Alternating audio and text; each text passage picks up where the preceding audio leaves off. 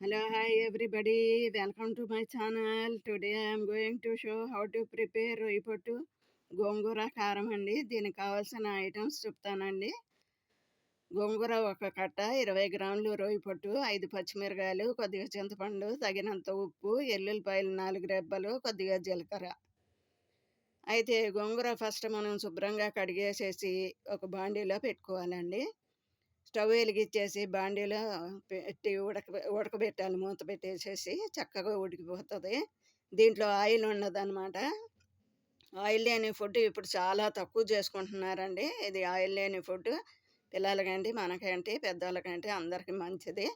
అయితే గోంగూర ఉడకబెట్టేసి మనం సైడ్లో పెట్టుకోవాలి.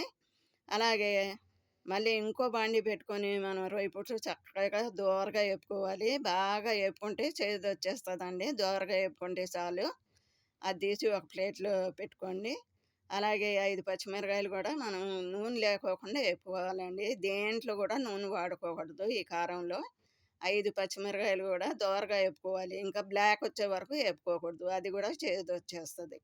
మిక్సీ తీసుకొని ఈ రొయ్యపొట్టు, పచ్చిమిరకాయలు, చింతపండు, ఉప్పు, ఎల్లుల్లిపాయలు 4 రెబ్బలు, కొద్దిగా జీలకర్ర ఇవన్నీ వేసి చక్కగా మనం కచ్చాపిచ్చాగా మిక్సీ పట్టాలి రొయ్యపొట్టు వేసి. అలాగే ఈ గోంగూర మనం ఉడకబెట్టింది కచ్చాపిచ్చగా పట్టేసేసి కిందకి దింపుకోవాలి. మిక్సీ జార్ని దింపేసేసి మళ్ళీ ఈ గోంగూర మొత్తం ఉడకబెట్టింది దాంట్లో వేసేసి మళ్ళీ ఒక్క నిమిషం 2 నిమిషాలు నూరేసుకోవాలన్నమాట.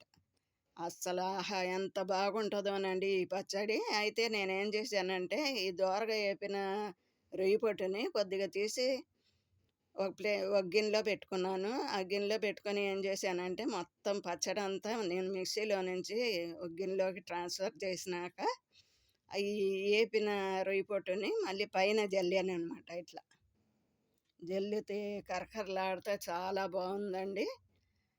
అసలు ఎంత బాగుందోనండి. పిల్లలు కూడా వదిలిపెట్టరు. ఇది అంత బాగుంది చట్నీ, పచ్చడి. అయితే మీరు కూడా ఇది ట్రై చేయండి. ట్రై చేస్తారని నేను అనుకుంటున్నాను. హెల్తీ ఫుడ్ అండి. నేను అన్ని హెల్తీ ఫుడ్లు చెప్పాలనుకుంటున్నానండి.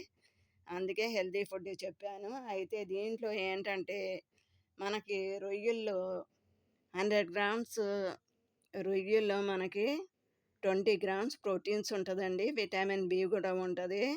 న్యూరోపతిని మనం అదుపు చేయొచ్చు. అలాగే థైరాయిడ్ని కూడా అదుపు చేయొచ్చు. ఐరన్ కూడా ఉంటుంది. అయితే ఇది అందరూ తినకూడదండి. షుగర్ ఉన్న వాళ్ళు తక్కువ తినాలి. అయితే హార్ట్ డిసీజెస్ ఉన్నవాళ్ళు తినొచ్చు, పర్వాలేదు. అలాగే ఎల్లుల్లిపాయలు కూడా చాలా హార్ట్‌కి చాలా మంచిదండి.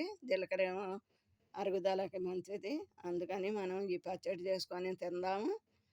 చక్కగా మనం అందరం ఆరోగ్యంగా ఉందాము. ఈ ఛానల్ మీకు నచ్చితే లైక్ చేయండి, షేర్ చేయండి, సబ్స్క్రైబ్ చేయండి. Thank you.